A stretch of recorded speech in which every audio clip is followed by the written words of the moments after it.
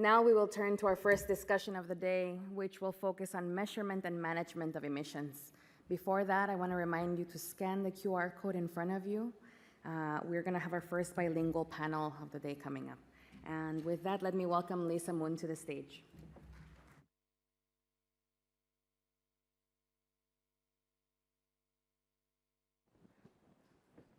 Okay, good morning. All right, well, it's really good to be here today to talk a little bit about a new project that GFN released a week and a half ago now.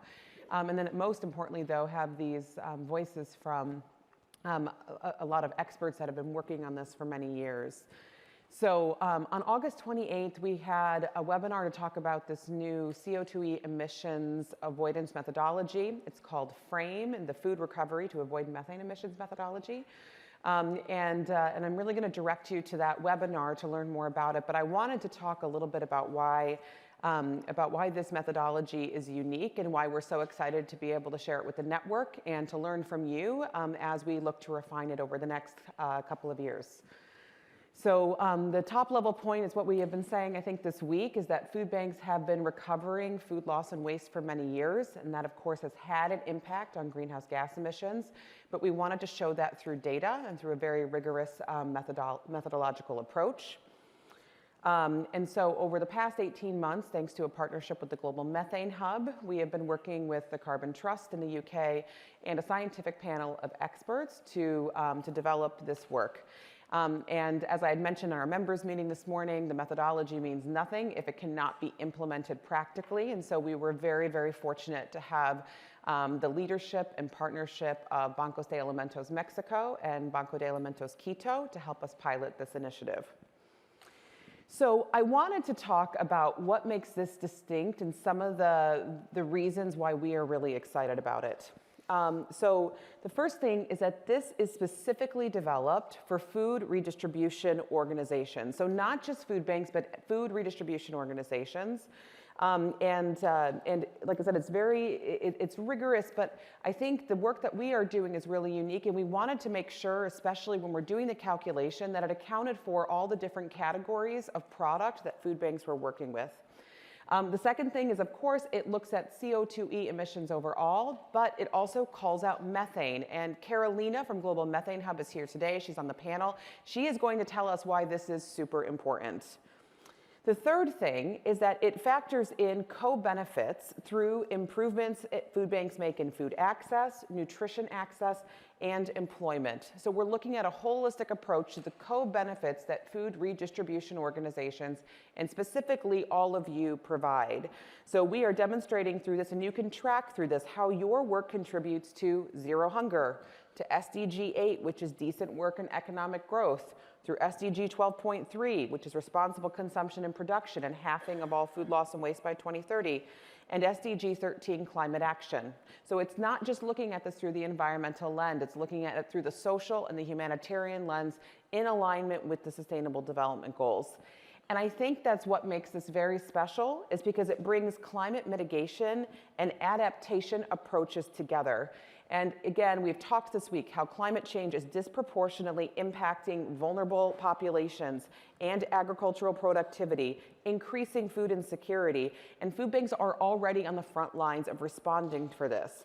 So we wanted to tell a story through the methodology and make sure we had the rigorous data to back it up that shows how food banks are both helping communities adapt to climate change through increased resilience while also mitigating it. So what were the results? Once we had the methodology together and we're working with our colleagues in Mexico and Quito, what were the results? Well, what we learned through this pilot was that there is strong and credible evidence that food recovery and redistribution reduces greenhouse gas emissions and improves food security. And so you can see here some of the top line results with the dashboard that is being updated even today with information on how the members involved in this pilot are addressing some of these co-benefits and mitigating emissions. So what could we do with this? And we're really excited about the potential for this tool to be used widely by our network and other food redistribution organizations. So the first thing is that we think that evidence from the methodology can help inform policies and legislation that target methane emissions from food loss and waste. And this includes climate legislation involving mitigation, adaptation, and roadmaps. So these are at the government level, organic waste prevention policies, and food loss and waste prevention policies, including incentives for food donation. It also helps us consider what sorts of economic instruments might be able to support your operations. And as I mentioned, we have a paper coming out on that later this year. And I think also for our product donors, who we are really wanting to work with to make sure we're able to recover all the surplus that is edible, that cannot be prevented, we want to be able to tell them what the impact of their donation to food banks are, and this methodology allows us to do that.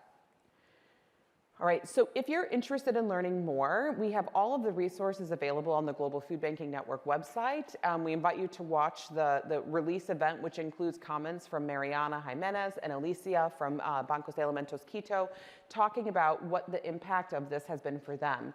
We are doing a phase 2 of this project. So if you are in the GFN network, or frankly, if you're a food bank and are interested in using this, we are going to be having a technical kickoff session in October, where we're going to walk through exactly what is the data required, what are the, how would you might adapt this into your operations, what are the costs associated with that, what are the technological tools that can be used to help collect this data. And we are talking to a few others about additional phase 2 pilot, because we want to make sure that we're understanding how this methodology can be applied in sub-Saharan Africa and South and Southeast Asia in particular. So we want to talk more, though, about kind of the space and what's happening in this space, and that's why today I'm so thrilled to have with us a number of experts who are going to have a quick conversation. I want to welcome now to the stage Ms. Alexandra Coari, and she is the Vice President of Capital Innovation and Engagement at ReFed. Alex, thanks for being with us. We have Mr. Jose Luis Guevara, who's the Executive Director of Banco de Alimentos Quito. Thank you so much for being here. We have Richard Swannell, who's the Director of Impact Growth at RAP. And then we have Carolina Urmeneta, the Program Director for Waste and Circular Economy at Global Methane Hub. Thanks, everyone.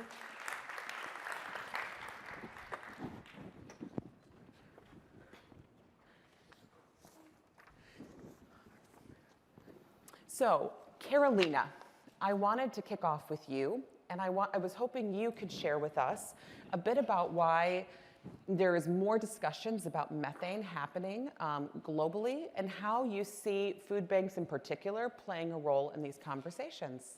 Thank you, and thank you for the invitation, and thank you to all of you for being here. Hi. So I'm Carolina Urmeneta. I came from the Global Methane Hub, which is a philanthropic organization, and it's an effort to contribute on methane mitigation at global level, right? We are based in Chile, in Latin America, so we support a lot of countries in the global south. So why we're talking about methane is because methane is a super pollutant that has contributed to nearly half of the net recent global warming. And it is 86 times more potent than CO2 in the short term. So if we address methane, we do have an opportunity to fight against climate change during this decade and the next one. And that's why at COP26, more than 150 countries committed to the Global Methane Pledge, which is an agreement to reduce methane emissions by 30% by 2030, based on 2020.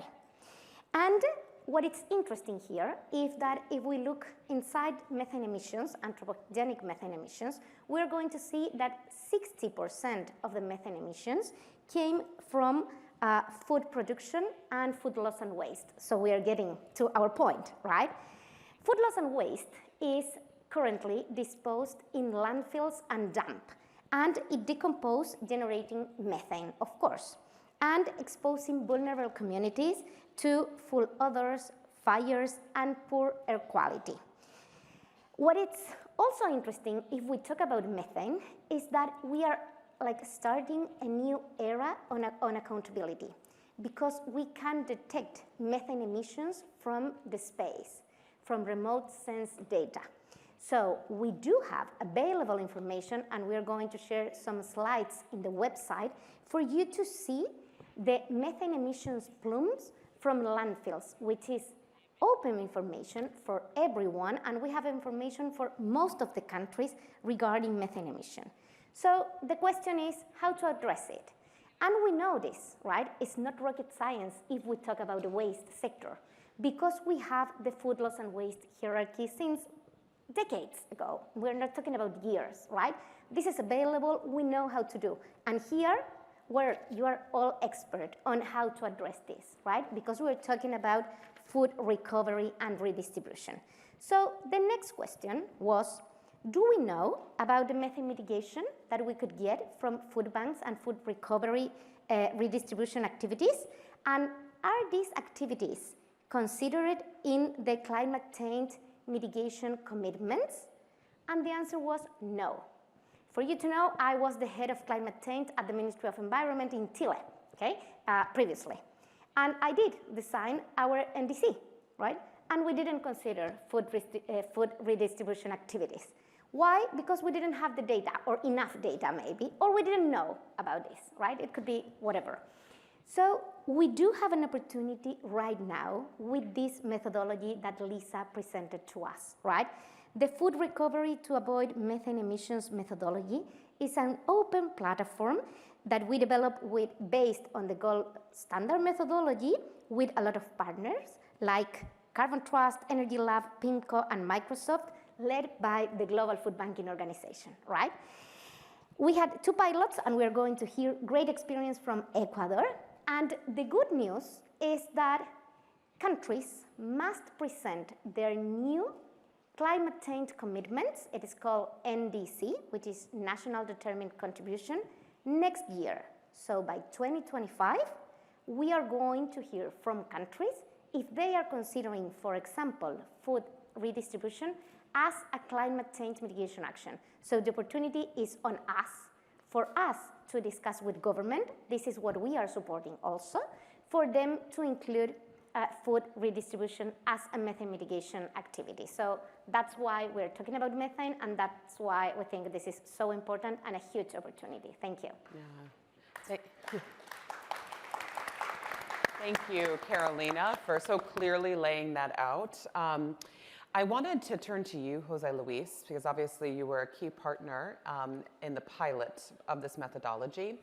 And I wanted to hear a little bit about your experience at Banco de Alimentos Quito and carrying it out. And importantly, I want to ask, did it change your operations in any way? Did it make it more efficient, or was it just incredibly complicated? But we do have the data now to share with potential product partners. Okay. Muchas gracias. Sí, me gustaría contar la experiencia del Banco de Alimentos de Quito desde el punto de vista de cómo nosotros estamos organizados. Nuestros indicadores se miden a base de un cuadro de mando integral que cuida 4 perspectivas igual. Entonces, si hablamos desde el punto de vista del aprendizaje, ¿sí? La capacitación al equipo en herramientas tecnológicas, y no solo en herramientas tecnológicas, sino sumarle la capacitación en métodos estandarizados de huella de carbono, ha sumado muchísimo a hacer una mejora en la siguiente perspectiva, que es en la de operaciones, ¿sí? Desde la perspectiva de operaciones, sí, el juntar inclusive el análisis del proceso más detallado como para llegar a un punto de automatizarlo, nos ha generado mucho beneficio. Sí, es más el beneficio que realmente la dificultad con la que nos hemos encontrado, porque al juntar esta medición con los sistemas de medición también a nivel de inocuidad, de buenas prácticas, pues son un complemento ideal, ¿ya? Nosotros a nivel de operaciones hemos logrado ya generar códigos de barras que contribuyen a la trazabilidad del producto, sí, y no solamente dentro de la bodega, sino que también el hecho de medir el impacto de la operación nos obligó también a salir y medir dentro de nuestro transporte qué tan eficiente es para poder saber tener al día los datos sobre el impacto que estamos teniendo. Asimismo, desde el punto de vista, desde la perspectiva de alianzas, para nosotros ha sido extremadamente valioso porque eso nos ha permitido elevar el nivel de la conversación con, no solo con el sector privado, sino también con el sector público.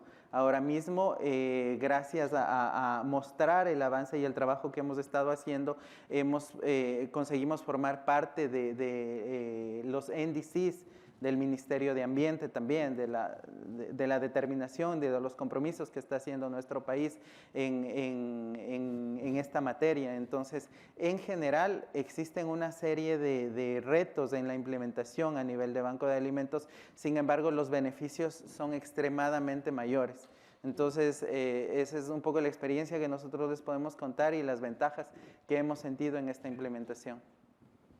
Thank you so much, I mean, just for that perspective. I think it's so important, especially as we start rolling out this methodology to other organizations, for us to understand how can this be used to make your operations more efficient, more effective, better.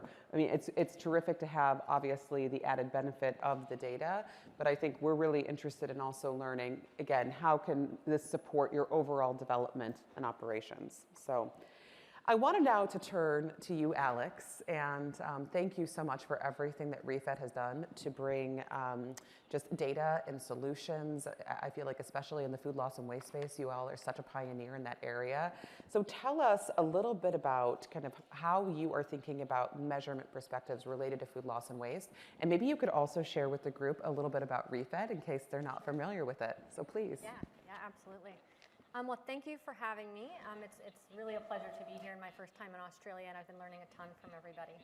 For those of you who are not familiar with REFED, we are a US-based nonprofit, and we focus exclusively on accelerating broad solutions to food loss and waste. So, of course, food donation and rescue and hunger relief is one of those solutions, but there's also a slew of solutions across prevention and recycling. And so we really try to be the best-in-class provider of data around the problem of food loss and waste, understanding what the drivers are and the causes and what are the sectors that are contributing most or least. And then we have a whole programmatic side to our organization that really focuses on accelerating the different levers that we know are going to be really critical to making sure that the solutions like food donation, hunger relief are getting the support that they need, principally in capital mobilization, as well as acceleration of more innovation in this space, policy, and then community engagement, where we're all working together because we really want to make sure that we're not duplicating efforts and that we're learning from each other, and that we know we need a variety of stakeholders to solve the problem of food loss and waste broadly because of all the reasons we've heard today and yesterday. It's critical to address now. In terms of how we think about measurement at the organization, it is the heart and soul of everything that we do. We really try to take a data-based approach to all of the relationships and partnerships and initiatives that we do at the organization. We've developed a framework and a methodology that have allowed us to develop a public tool that is free called our Insights Engine. That has maybe 6 or 7 different tools in it. And I think one of the key tools in that Insights Engine is our solutions database. So we've modeled out more than 40 solutions, which of course, food donation and food rescue organizations and the work that they do around transportation, et cetera, are critical to that solution set. And so we've modeled those out using our proprietary methodology. And obviously there's a big overlap with some of the methodologies that have been developed through FRAME to help us organize according to whatever type of impact a funder or a food business might be trying to have when they are thinking about adopting or developing solutions. So if you're trying to maximize for climate impact or methane emissions avoidance, there's a certain type of solutions set that is most appropriate. Or if you're trying to maximize for hunger relief and meals, there's a different set of solutions that make the most sense. So for us, everything begins and ends with measurement. It is a huge motivator for organizations to making their commitments and then keeping track of how they're doing on those commitments. It helps us understand how we're doing across the globe and comparatively where we might need to learn from each other or adopt new solutions that are working in other geographies. And so for us, it's absolutely critical in addition to just the credibility of our organization and the work that we do. So.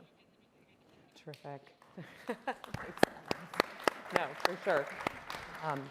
And we will make sure we send a link around too, so you can take a look at the solutions engine. It's really fascinating how they have really gathered all of these things and provided such a database for so many partners.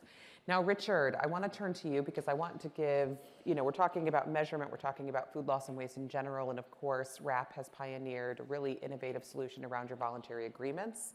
And so I'd love to hear you talk a little bit about kind of how you're taking measurement within food loss and waste and carrying that out through the voluntary agreements that are being launched in many different markets, including the UK. So. Thank you very much, Lisa, and thank you very much for the opportunity to speak to you all today. It's such a privilege and a pleasure to be here. I work for RAP, and RAP is an international NGO that works in around 40 countries around the world to drive change in food systems transformation, in textiles, and in plastics. And particularly, the approach that we take is focused around food system transformation, is focused on food waste reduction and taking a target, measure, act approach. Just to remind ourselves, around a third of all the food that we produce on the planet is wasted. This is something you all know, and that's responsible for between 8 and 10% of greenhouse gas emissions. Just to put that in perspective, if food waste was a country, it would be the third biggest emitter of greenhouse gas emissions on the planet, behind China and the USA. So actually tackling food waste right across the supply chain is utterly critical to driving and reducing greenhouse gas emissions. So the how do you make that happen? Well, what we do is we work with partners to put together collaborations, voluntary agreements, across the supply chain. So these are businesses from retailers going right the way back down to farmers, working together with NGOs and with governments to actually drive change. And one thing that we ask that everybody who participates measures food waste. And for most organizations, this is the first time they've done that. One of the reasons we've got so much food waste in the world is because we haven't been measuring it as part of normal operations throughout the food supply chain. And what's interesting is as soon as you start to measure using a common methodology, and the methodology that nearly all of us all use is the food loss and waste protocol that was developed by WRI, RAP and others to actually produce consistency in measurement. Once you've measured, suddenly you know where you can act. You can know how you can act to reduce methane emissions, focusing in those areas. You know where you can act to the hotspots where the biggest amount of emissions are, and you can reduce those. And also, you can use this insights to actually focus your efforts, as well as making sure you can understand progress towards reducing those emissions. So that target, measure, act approach is absolutely central. And just to give you an idea, the approach that you can use then is to say to your governments, fund this and it brings you real benefits. So the funding for work in the UK, for example, reduced methane emissions by nearly 4 million tonnes in total between 2010 and 2022. Now, because you've got that level of understanding, you can then explain to your funders and your partners exactly where to act. You can also identify exactly what's available for redistribution. So having an understanding, businesses understand exactly what's there, they can then say, well, this proportion could have been redistributed. It's not. What can I do to help? And that's where, as part of our voluntary agreements, we include the food banks to help drive that change. And this approach has been particularly successful. So, for example, in the UK, we started off, when we started, there was about 30,000 tonnes worth of food waste. We redistribute food, surplus food redistributed. It's now at 170. So that's nearly a 5-fold increase in 8 years over that time because people measured. So at the heart, if we use the target, measure, act approach, we can drive change, we can reduce food loss and waste, we can actually transform the food systems, which is utterly essential if we're going to tackle greenhouse gas emissions. Thank you, Richard. We have a good amount of time, I think, for questions from the audience. And I know all of you are talking constantly with your product suppliers about where there is surplus in their supply chains, how can we get it recovered, and then you're also talking to your governments about these issues. And so I just want to open it up for both comments and questions. And to kick it off, I don't want to put Mariana Jimenez on the spot, but she was also part of our pilot. And Mariana, I was wondering if you could talk a little bit about kind of how the methodology, how the pilot went with the FRAME methodology, how it worked within the BAMX network, and how do you see these results being used in the future? And then that will give people time to think, and we'll take some questions from there. Mariana, to you. Yes, thank you, Lisa. Good morning, everyone. I'm going to speak in Spanish. Para la red BAMX es fundamental el contar con una metodología que nos permita contar con un repositorio de información que a su vez podamos transparentar ante nuestros aliados la cantidad de emisiones de gases de efecto invernadero, específicamente de metano, que están reduciendo a través de esta alianza colaborativa con los bancos de alimentos y estas acciones de rescate y redistribución con un enfoque de derechos y justicia social, pero ahora también alineados al cambio climático. Para nosotros tener una metodología que permita a nuestros bancos facilitar el envío de la información que es requerida para poder hacer estas cuantificaciones ha sido también sumamente importante porque esto garantiza trazabilidad y transparencia en nuestras operaciones.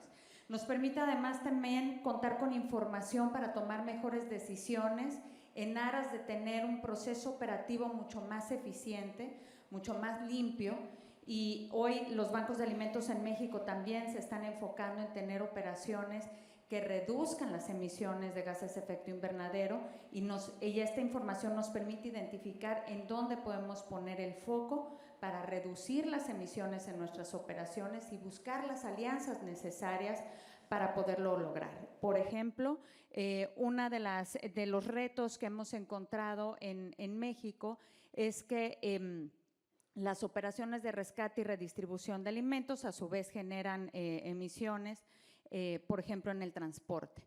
Hoy nuestros esfuerzos en la procuración de fondos y de financiamiento para fortalecer la capacidad logística de nuestros bancos también se enfoca en tener operaciones de logística mucho más eficientes en términos energéticos y estamos hoy también buscando alianzas para comprar y adquirir camiones híbridos que nos permitan reducir las emisiones en los procesos de rescate de alimentos. También la energía en nuestros almacenes, hemos fortalecido las alianzas con empresas que nos han permitido colocar paneles solares en algunos de nuestros bancos de alimentos para que también las operaciones en los almacenes sean mucho más eficientes en términos energéticos y todo esto ha sido gracias a que tenemos ahora una fuente de datos que nos permite obtener esta información para tomar mejores decisiones a nivel nacional, en la Oficina Nacional, pero también a nuestros bancos de alimentos. Estamos por cambiar el gobierno y esta información también, como lo comentaba Lisa en un principio, nos permitirá tener evidencia basada en ciencia para poder alinear esta evidencia y estos datos al diseño de nuevas políticas públicas que permitan fortalecer a los bancos de alimentos, toda vez que hoy sabemos que no solo hacemos bien a las personas, también hacemos bien al planeta y que tenemos un modelo eficiente, costo eficiente y que en el corto plazo puede revertir de manera importante las emisiones de metano. Thank you. Thank you so much, Mariana. Do we have any questions or comments? Yes, please, Francia. Yeah, Francia is from Banco de Alimentos, Costa Rica. Gracias. Bueno, básicamente, tal vez un resumen de los retos que a nivel operativo en los bancos de alimentos, José, vos tuviste en Quito, ¿verdad? Los que te acordes, los principales. Entre los principales retos que tuvimos que afrontar está el hecho de recopilar datos específicos, datos que sean auditables, porque realmente dentro de los bancos nosotros absorbemos datos. En el caso de Quito aún lo hacíamos de manera manual. sí, con ayuda de voluntarios. Entonces, uno de los principales retos que tuvimos que afrontar es ver cómo hacemos que esos datos sean más precisos, sean auditables y cómo podemos absorber esa información también desde el punto de vista de que son voluntarios los que nos ayudan a obtener esos datos. Entonces, para nosotros crear un sistema que sea primero muy fácil de usar desde el punto de vista tecnológico, los mismos voluntarios, el mismo personal que nos ayuda ahora va a manejar tablets, ¿sí? Que hacen mucho más fácil el ingreso de manera digital. ¿Sí? Las interfaces que usamos dentro del software están realizadas de manera muy didáctica para que no sea necesario inclusive leer las indicaciones de cómo pueden ir encontrando los datos y no solo con imágenes, puedan ir viendo y ir escogiendo e ir almacenando esos datos. Igual están conectados con nuestros sistemas de medición que nos permite que se genere los datos en tiempo específico. Entonces, realmente el encontrar cuál es el proceso ideal, ¿sí? En qué áreas específicas es donde tenemos que hacer énfasis de cómo absorber el dato de manera precisa y que inclusive garantice primero que sea un dato que se pueda comprobar y luego que sea que tenga un repositorio de información para que nosotros podamos entregar también fue uno de los entre los principales retos que tenemos. Y luego trabajar también con el equipo. Puede generar una resistencia al cambio, el hecho de empezar a solicitar datos de manera más específica, la gente puede absorberlo desde el punto de vista de un exceso de trabajo o de que se le incrementen las funciones. Sí, para nosotros es importantísimo haber juntado frente a este reto, haberle hecho entender a la gente la ayuda de apoyarnos en herramientas tecnológicas, que lo que nos permiten es procesos que nos toman muchísimo más tiempo y muchísimo más personas de pronto hacerlos en tiempos más cortos, ¿sí? E inclusive utilizar menos gente. Entonces, un poco estas son las formas en cómo hemos ido subsanando esta resistencia al cambio también dentro del equipo, igual en el tema de los datos. Eso principalmente es lo que les puedo contar. Carolina, please. Yes, and I'm going to switch to Spanish because I came from Chile, right? So I think otra cosa que me parece bien relevante respecto a los retos es tener claro para qué queremos las metodologías y los datos, ¿ya? Una cosa clave en los siguientes pasos, ¿cierto?, es la colaboración para que estas metodologías consideren factores de emisión que sean comparables. ¿Y por qué voy a este punto? Porque cuando hablamos, por ejemplo, de las nuevas metas que tienen que poner los gobiernos en sus nuevas NDCs, que son estos compromisos que tienen que entregar en la COP30, que es una COP latinoamericana, así que ahí todos los latinoamericanos tenemos que ponernos, ¿cierto?, con buen ejemplo, ¿cierto?, y a liderar con el ejemplo, es que cuando uno habla de los inventarios nacionales, el foco de los inventarios nacionales de emisiones, que son lo que hacen los ministerios de medio ambiente, que se reporta cada 2 años, son la cantidad de emisiones que ocurren y cómo se evitan, pero la visión no es una visión de la operación del Banco de Alimentos o de la organización que hace la redistribución. La visión del inventario son las emisiones que ocurren en el territorio nacional, ¿ya? Por lo tanto, el inventario ve todo el consumo de combustible y saca un valor por consumo de combustible. La generación de energía, otro. La basura y un valor por emisión de metano, ¿ya? Lo que nosotros vemos que es directo en la colaboración con los gobiernos en esa línea es cuánto se evita que llegue de orgánicos a los rellenos sanitarios. Todo lo otro es muy importante para la operación del banco si queremos usar instrumentos de incentivos, pero no es lo que nos va a pedir el gobierno central en el caso del inventario, ¿ya? Porque eso ellos lo ven en otros sectores y tienen la información a partir de los balances nacionales de energía, de los consumos nacionales de refrigerantes, por ejemplo, que también es un tema muy importante en los bancos de alimentos, ¿cierto? Pero ellos esa información la obtienen de otras fuentes, no necesariamente del Banco de Alimentos, por eso no les van a estar preguntando eso. Lo que van a preguntar es cuánto pérdida y desperdicio, cuánta orgánico, residuo orgánico, no llega a los rellenos sanitarios producto de esta actividad.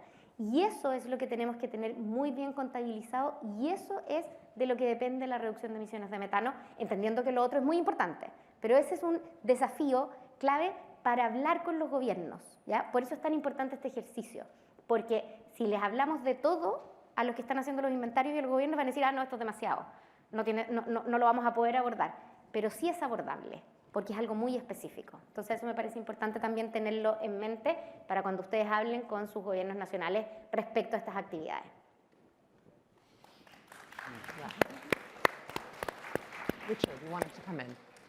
I just wanted to build on what Jose Luisa just said in terms of the barriers to actually sort of taking up measurement within businesses. Because if we provide the information for governments, we need to actually do this from a granular basis from businesses and work our way up. So integrating measurement effectively within businesses that are producing surplus food and food loss and waste is absolutely critical. And so to do that, A, is to make it exactly as you tried to do, to make it as simple as possible using a common methodology, so if people move around the sector, they get exactly the same methodology wherever they go.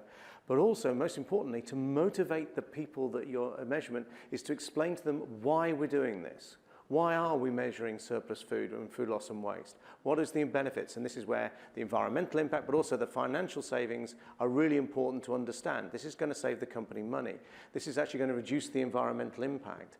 And actually getting people then to actually understand that, they then are much more amenable to integrating this within their organizations. The other thing is we found was quite interesting is this has benefits because people who work in the food industry don't really want to waste food. You know, this is not something, nobody actually goes into the food industry to say, well, I want to waste a third of all I produce on the planet. You actually want to go in and actually make a difference, get good quality food to those who would like it and to those in need in the case of surplus food. And so actually when these initiatives have been first initiated, they've been incredibly popular within the organizations because people can say, this is actually making a real difference. By actually helping to reduce food loss waste, I'm doing my bit to help actually the company actually develop, but also to reduce its environmental impact. And so explaining that, making it simple and explaining the benefits of that approach mean that it's much easier to integrate it into an organization effectively, which also means people will do it on a regular basis and you improve the quality of the data. And actually it's brilliant because once you see the impact, when you know that you've increased the amount of food redistributed, you've actually reduced the amount of food waste within the organization. Retailers in the UK have now got a 24% reduction in food waste. Manufacturers a 34% reduction in food waste. Wow, well on towards the target. That's incredibly motivating and that helps then reinforce the importance of measurement within those organizations. Point. Other comments, questions? Yes. And I'm sorry, if you could say your name and where you're from, please. Hello, my name is Enoch, and I'm from Zambia. I'm part of the Zambia Food Bank. And I'm actually excited to see REFED because last year, I think we signed up to be part of their newsletter, and we've also found ourselves in one of their editions for food banks that was listed to be potentially funded by outside donors. So we're really excited to have been featured. Thank you so much. My question though is on what do you think are some of the best strategies when it comes to addressing a situation whereby for most startup food banks whose food distribution operations may actually have a much more impact on the environment than the food that they're actually serving from being wasted to the community. So how would you address such a conundrum of some sort whereby you're trying to do something positive, but in the process of doing that something positive, you are actually having a much more greater environmental impact, but at the end of the day, you still want to ensure that people are fed and people are not hungry. So how would you address such a situation? What are some of the best strategies for startup food banks in that situation? Thank you. Sure. Do you want to take that? Do you want to respond? Ok, sí, yo creo que es importante para nosotros desde el punto de vista de bancos de alimentos que nosotros elevemos la conversación a nivel de la gente que colabora con nuestro trabajo, sí, y les hagamos entender también el impacto que tiene ya con datos, con los datos que vamos obteniendo sobre el impacto y con la metodología que se está presentando, elevemos esta conversación al sector público para que concienciemos cuál es el impacto de nuestro trabajo de mejor forma. Yo creo que eso va a contribuir a incrementar las contribuciones y a generar un impacto mejor en el tema de la distribución del alimento. Can I complementar? También es importante, porque aquí estamos hablando, ¿cierto?, de la metodología y los datos respecto a lo que hacemos. Pero cuando se presentan estas nuevas contribuciones, lo que hay que presentar el 2025 es la nueva meta de reducción de emisiones de cada país al año 2035. Por lo tanto, la pregunta que les van a hacer es ¿cuál es su proyección de crecimiento al 2035? Y ese es un ejercicio que sabemos están haciendo como la Global FoodBanking Network y otros, ¿cierto?, que tienen más datos y más información, pero es muy relevante para el desarrollo de estos compromisos saber cuál es el potencial de crecimiento que tienen estas actividades. Ahí está la clave para entrar en esta conversación, porque eso finalmente es lo que se está buscando, el cómo incrementar la ambición en la reducción de emisiones para evitar que la temperatura siga aumentando. Entonces, eso es, en el fondo, el paso, ¿cierto?, que busca esta discusión y que es lo que nos van a preguntar.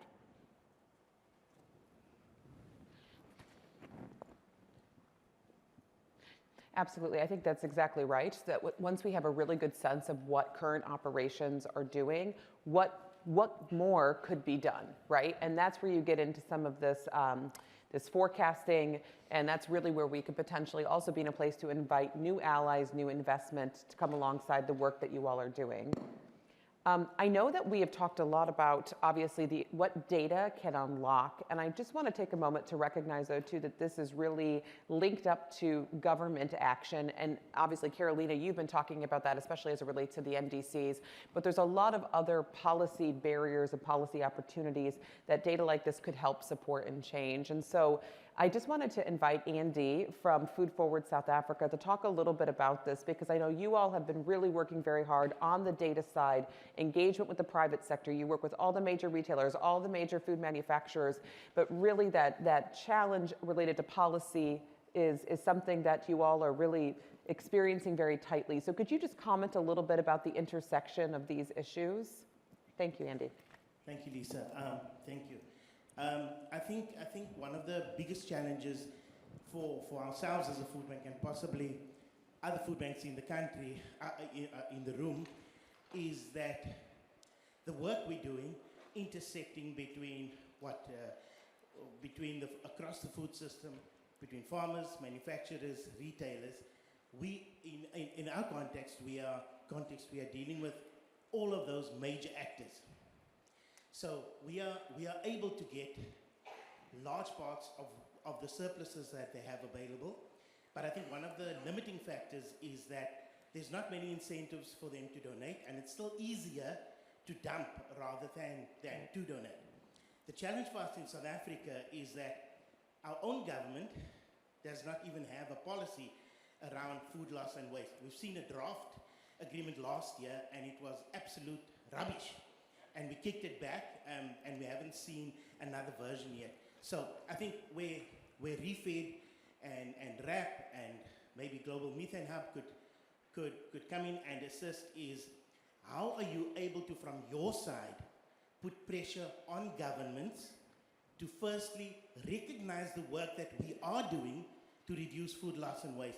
People in this room are representing organizations that are intersecting across the food system, recovering food instead of it being diverted in landfill. Huge amounts of methane is being avoided because of the work that we are doing, and yet we are not seeing the recognition in our countries around the work that we're doing. And secondly, if we had the financing, we'd be able to do 10 times, 20 times more than we are doing now. So that intersection, food banks are not being recognized as a crucial component around what we're doing, and we need governments through their NDCs, to be able to recognize that food banks are making a crucial contribution. And I'm grateful for the work that Global Methane Hub is going to be doing, and we're going to be part of that in South Africa through the Global Food Banking Network. Food banks, we need to recognize that we need to gather our data. We need to get our data 100% right, but we need governments to recognize that work so that we can unlock finance to be able to do more about what we do. I also think that across the globe, we're talking about climate finance that's available. And my fear is that although the work we do is crucial, I think my concern is that we should be getting a large part of that climate finance pie so that we can do so much more in terms of reducing food loss and waste across our various respective contexts. Thank you. Yes, of course. So thank you, Andy. I'm going to ask, I would say kind of as a closing, I know we're over, we're just going to be 2 more minutes, I promise, but I wanted to invite you to both to respond to any of the comments you might have heard and any kind of lasting words you might have on this, because this is the real tension. I think we're all wanting to do our best to contribute, but that intersection between collaboration is so necessary. Alec, please. Yeah, no, I completely appreciate the comments that you just made. I think they are super powerful and super spot on. What I wanted, just my initial reaction to that, I spend a lot of my time focused on helping to catalyze more capital into the sector at large. And what I'm so excited about in being here with you all and hearing the conversations we're having is, frankly, when I talk to funders and help them figure out their strategies, I think still the mindset, except for those funders that are here that are more progressive, is that the food banking space, the hunger space, is more of kind of a heartstring kind of issue, right? We're trying to do what's right. And I do not think that in the mainstream, they are connecting climate to food banking. And so the messaging, the storytelling you all are doing needs to get out there. And I love the opportunity that this presents by connecting food banking to climate, because there is a ton of money on the climate side. I still think it is very much skewed towards energy, clean tech, et cetera, but we need to be shifting that into food broadly, and absolutely food banking needs to be a part of that conversation. So I just want to congratulate you for bringing that up, and I know that funding is one of the critical levers for everybody doing the work that they need to do, and getting the data and connecting it to methane in particular, because that is so important right now, I think is going to be a huge unlock. So absolutely. Absolutely. Please. Sí. Yo creo que es importantísimo también para nosotros resaltar lo importante que es el sensibilizar la misión con la que nosotros estamos haciendo esto, ¿sí? El hecho de nosotros trabajar con la mira en la que lo hacemos y apuntando en base a datos, a modelos de sostenibilidad desde los bancos de alimentos. Creo que eso es lo más importante que podría resaltar, que eleve el nivel de conversación dentro de este trabajo que nosotros emprendemos. Thank you. Richard, please. And I think also, Andy, one of the key things the data allows you to do is actually see where the barriers are, the policy barriers to generating more, getting more surplus to those in need. And we've seen this with our partners in a number of countries around the world that are using the voluntary agreement approach. They're using the data to say to governments, if we just take that, change that regulation, or we change this financial incentive, we think we can get much, much more food surplus, and we're beginning to build an evidence base around exactly that happens. I mean, our friends here in Australia and Food West Australia working on the Australian Food Pact have helped actually redistribute 190 million meals since they started working in this space. That is a fantastic achievement, and that just shows what the analysis can do, and a focus and a collaboration can actually drive real, actual benefits. So I think, yeah, harness the data, take it to the policymakers and use it to help the policymakers to make changes that are actually going to get more food to those who need it and reduce food loss and waste. And Carolina, you have the last word. Yeah, and para no repetir lo que ya se dijo, que estoy 100% de acuerdo, creo que otra forma buena de hacer presión, y es algo que nosotros estamos apoyando también, es el trabajo con los congresos. Nosotros estamos trabajando con la Unión Interparlamentaria a nivel global, y lo que estamos haciendo es generando grupos en los distintos congresos, en la mayoría de los países donde ustedes están, por la acción contra las emisiones de metano. ¿Ya? ¿Para qué? Para presionar, por ejemplo, política pública, ¿cierto? O legislación que se necesita para promover este tipo de actividades, desde los congresos hacia los gobiernos, y por lo tanto los gobiernos que deberían ya tener mejor información porque hay datos, entender que esto es una prioridad. Lo estamos haciendo principalmente para el sector energía y residuos. ¿De qué estamos hablando? De políticas de donación de alimentos o políticas o regulación para prohibir el ingreso de residuos orgánicos a rellenos sanitarios. ¿De manera de qué? De apoyar, ¿cierto?, que existe una mayor demanda por este tipo de actividades. Esa es otra línea de trabajo que estamos teniendo y ahí estoy porque el tiempo ya nos apremia. I just want to thank everyone just for your engagement. I know that, and your openness to continue to, gather the information to make the case about the great work that you all are doing currently and have been doing for quite some time. And I just think that these types of conversations are so critical just as a sector as we're looking forward and to do what's next. So this is an open conversation, and I hope that we can continue to have them in our bilaterals later this week over dinner and as we enjoy Sydney. But I want to close out now, and please join me in thanking Alex, Jose Luis, Richard, and Carolina, and of course all of our commentators for this important panel session. Thank you.